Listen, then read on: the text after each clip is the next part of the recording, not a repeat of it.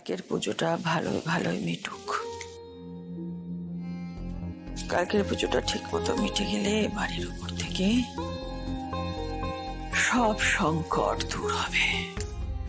কর্তামা, হ্যাঁ শঙ্কর। আপনি আমায় ডেকেছিলেন কর্তামা? একটা জরুরি কারণে ডেকেছি।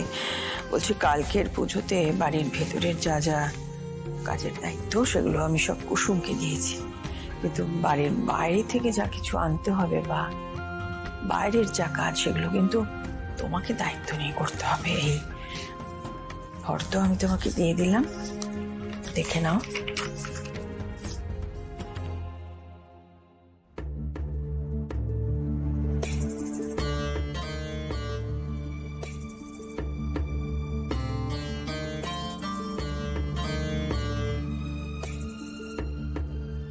কর্তামা, আপনাকে কিছু চিন্তা করতে হবে না কর্তামা। এই বাড়ির জন্য আমার পক্ষে যতটা সম্ভব আমি সব সময় করব। আর শুধু আমি কেন, আমার মেয়ে কুসুম কুসুম তার শেষ নিঃশ্বাস পর্যন্ত এই বাড়ির সেবা করে যাবে।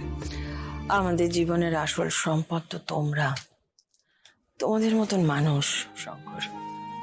তোমরা আমাদের জীবনের সঙ্গে আষ্টে পৃষ্ঠে বেঁধে গেছো। আমার আয়ুষী শান সব তোমার কোলে পিঠে বড় হয়েছে।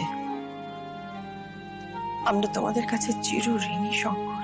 কর্তামা, আমি সেবক, সেবা করে আমার ধর্ম।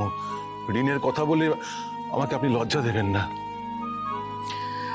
কালকের পুজোটা ঠিকঠাক মিটে গেলে পরে আমাদের বাড়ির উপর থেকে মৃত্যুর ছায়াটা সরে যাবে শঙ্কর।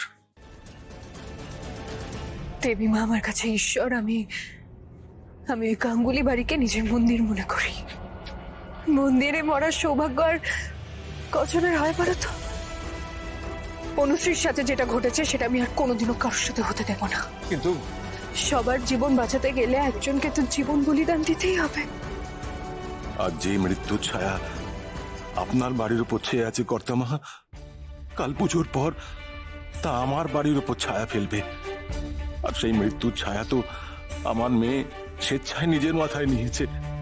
এর থেকে বড় পরিহাস একজন বাবার কাছে আর কি হতে পারে? কিচ্ছু হতে পারে না, কিচ্ছু না।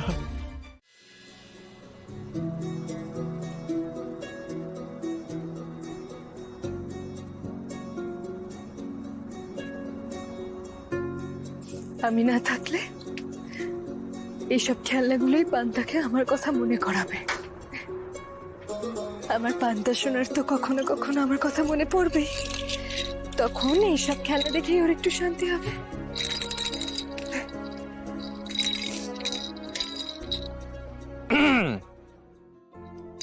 ছোট সাহেব, কি ব্যাপার আপনি এখানে? তোমার সাথে আমি দেখা করতে এলাম। আমি তো ভেবেইছিলাম যে তুমি হয়তো আমাদের ভালোবাসার সম্পর্ক থেকে নিজেকে পুরোপুরি দূরে সরিয়ে নিয়েছো, কিন্তু না। আমি যখন দেখলাম যে তুমি আমাদের পুজোর সমস্ত দায়িত্ব নিজের কাঁধে নিয়েছো, তখন আমি বুঝতে পারলাম কুসুম তো পিছিয়ে যাওয়ার মেয়ে নয়।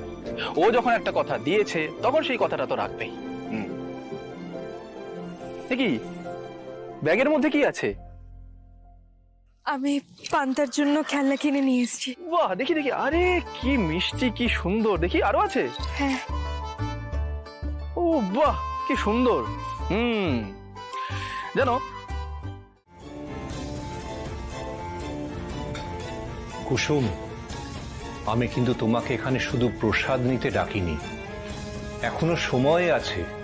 তোমার মন যদি দ্বিধাগ্রস্ত হয়, তুমি কিন্তু এখনো পিছিয়ে আসতে পারো মা।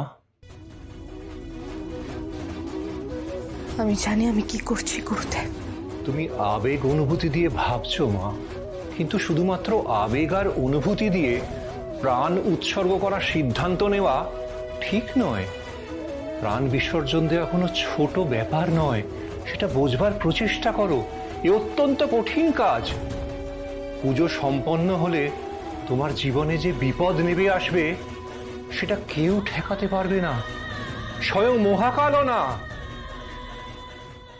গুরুদেব হঠাৎ নিজে প্রসাদ আনতে গেলেন কেন? না না, কিছু তো একটা ব্যাপার নিশ্চয়ই আছে।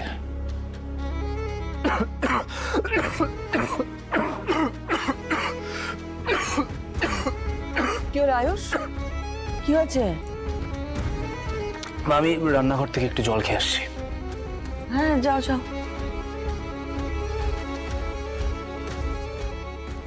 কি ব্যাপার, আয়ুষ হঠাৎ করে রান্নাঘরে গেল কেন? কিছু তো একটা ব্যাপার হয়েছে। কাকিমণি,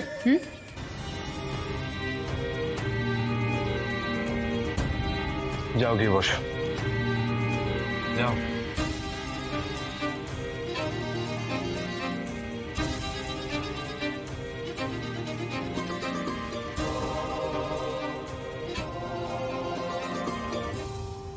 প্রসাদ বাইরে যাবে, আরতি হবে, পুজো সম্পন্ন হবে। পুজো সম্পন্ন হতেই তোমার জীবনে আসা বিপদ কেউ ঠেকাতে পারবে না। তোমার আয়ু কমতে শুরু করবে।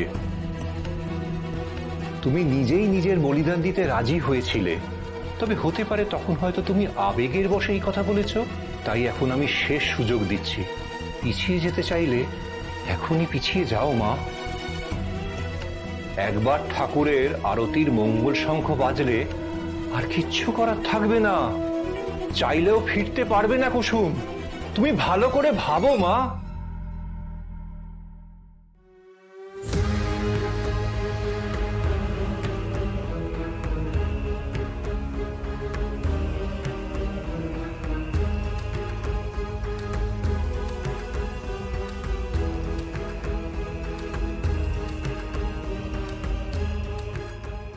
গুরুদেব, এই পুজো সম্পূর্ণ করতে আমায় যদি আরো কিছু করতে হয় তাহলে আমাকে বলবেন, আমি সবকিছু করতে রাজি।